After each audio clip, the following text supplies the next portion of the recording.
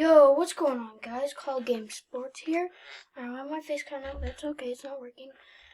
But yeah. So today the NBA draft is getting closer and closer. So I haven't done my NBA mock draft in a while. I know I haven't been consistent lately. I've been doing all my stuff, working and doing, and yeah. But let's get right into it. So Detroit Pistons. It's an obvious pick, Cade Cunningham. They should not trade this pick. They should get Cade and go from there. So Houston. I know this is like everybody's been going like Evan Mobley, but like I was saying Evan Mobley, but then like I was like thinking, would Evan Mobley and Christian Wood work? But I'm thinking, once they like let go of John Wall, like if something happens in their roster where they get like Kevin Porter Jr. and Jalen Green, Kevin Porter running point guard, and then Jalen Green. But I'm going to go Jalen Green in this case. I think he's a tremendous player. Cavs, you just got to go best available. If you want to bring back Jarrett Allen, you do that, but you just got to go best available no matter what. So Toronto, you have Fred VanVleet. You're not probably going to let Kyle Lowry come back, so that's fine. But is Fred VanVleet going to be playing point guard the whole time? And I'd say yes. So they're going to get Jalen Suggs, an obvious pick as well. So if you're the Magic right now, you are thinking like, geez, how did I fall so low? I'm just going to get some more young talent and like you're going like straight in order. So what you want is Jonathan Kuminga, great player and that stuff. So it's also going as well. Scotty Barnes, number 6. I think that will be the obvious case, so that's what I'm going with. So the 7th pick for the Warriors, you don't want to get a point guard or a shooting guard because you have Stephen Clay. So for me, I'm thinking like you go after that small forward and get one for a backup for Andrew Wiggins. If you're bringing him back this year, you get Franz Wagner. I don't know how to say his name, but it's fine. But I think you gotta get Franz Wagner for it as a backup, but then you also have the 14th pick. So now Orlando. So you have your Markel, you have so you're good at centers. So you're thinking like, am I gonna move Cole Anthony or am I gonna move who am I going to move to the shooting guard or small forward position? I say you draft James Bouknight for that shooting, and to pair up with Jonathan Kuminga. So now they're fine. Now you have Sacramento, which you already have DeLon Wright, De'Aaron Fox, Buddy Hield, Tyrese Halliburton. So you're like thinking, oh, I don't need you're probably going to trade Harrison Barnes on that horrible contract he is. So you're thinking like, do I need like that sharpshooter or do I need that like guy who can do it all and who's really young?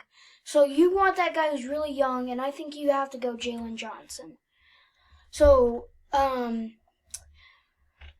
New Orleans, you have Steven Adams and Jackson Hayes, but are you gonna keep Steven Adams? Are you? Cause like, you could literally go with anybody else. But I think this would be a great pickup and a steal. Moses Moody at 16 would be a steal for them. And that would be a great pickup. So you don't want a point guard because you have freaking 3 point guards already. So what you want is that sharpshooter that can play power forward, and you want to get Corey Kispert from. So San Antonio, they need to get like more replacements. Why is DeMar DeRozan power forward? But like if you're trading Derek White and I can't think of him. Derek White and DeJounte Murray, you have to get a point guard. And with Davion Mitchell still on the board, that's a steal right there. Steal. So now the Pacers, you're like, well, what do I get? Because our team is pretty good already. Do I need to you're like, I need more help in the backcourt, but also in the front court. So Keon Johnson can play both with his height. So that's also a steal at 13 for them. So now Warriors with their last pick, they already got Francois. Okay, I'm not gonna say it. But you're good. If you're gonna package James Wiseman, you need that center. So you're gonna go get someone else that is pretty good, but you don't want to get someone that can potentially be a bust. But if you want to have Draymond at your center, and then you want a good power forward, you can get Kai Jones and put him at the center if you don't want Draymond at the center. So that's a W for them. So now you go to the Wizards, and you're like, okay, they made the playoffs. They technically got swept. They need that backup small forward that they what they need. And so with Josh Giddey on the board still, that would at 15, that's a good pickup. So now you're six with the OKC Thunder. They're bad down with the center. So with Alperen Sengun on the board at 14 or number 14, you're like, oh wow, that's a steal. You can get him. So then you have OKC, the Grizzlies, right? So they were gentlemen swept by the Jazz, and so they need that guy that when they experimented with Desmond Bane at the 30th pick, that was a steal. So if you want a guy that is a sharp shooter, you go Trey Murphy, and you try getting that guy. So another OKC pick. They still need that small forward. So if you're saying small forward and the guy that can play shooting or small forward and shooting guard, you look at Chris Duarte. Man, he is good as heck. So if you're New York and that stuff, you're well, what's gonna happen? Is RJ Barrett gonna stay? Is Derrick Rose gonna stay? Most of their whole team is out of contracts. So, are you gonna keep them? Well, I think you have to go with a guy that's still on the board, that's that's very good. You go Sharif Cooper.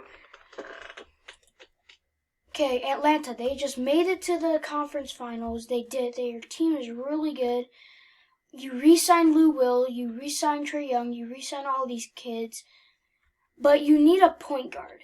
And with Jared Butler still on the board, for that, you take Jared Butler, even though he's a little too old. So now you have New York again, so they got that point guard they need. So now they could use that backup center or power forward, and you go Isaiah Jackson. So the Lakers, they'd be they're really happy that they made it right here. And if they can get a young guy that can come in and replace Dennis Schroeder, you go Trey Mann, right where he's projected to go. That's a steal for them. So now Rockets, they took Jalen Green with the second pick. Now you need that power forward or shooting small forward that could be a game changer. So that's why I have Usman Garuba going right here from Spain. So now you have Houston again. So you just took Usman Garuba. Now you just take the best available, and I think the best available is Cameron Thomas. Great player. He can spread the floor for you, and he can get it done. Clippers, you don't know what's going to happen with Kawhi, so if you want to get Kawhi's replacement in here, you go small forward right here. There's not a lot of guys. So you might look at power forwards and say, who can play the small forward as well? Well, there's none, so you got to go to shooting guard. Who's that tall? Oh, there's Zaire Williams. You want to get Zaire Williams because he is a stud. So now you have the Nuggets with the 26th pick. Jamal Murray's just coming off that ACL tour. You need to get a backup power forward, and with JT Thor still on the board, dang, he's good. You better get him. So Brooklyn, you have him.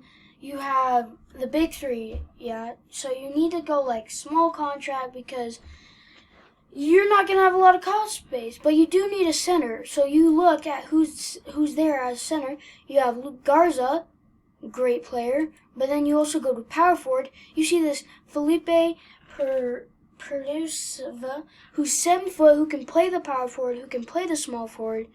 I mean center, and you're like good. He's 7 foot and he played power forward. Dang, Kristaps Porzingis there. So 76ers.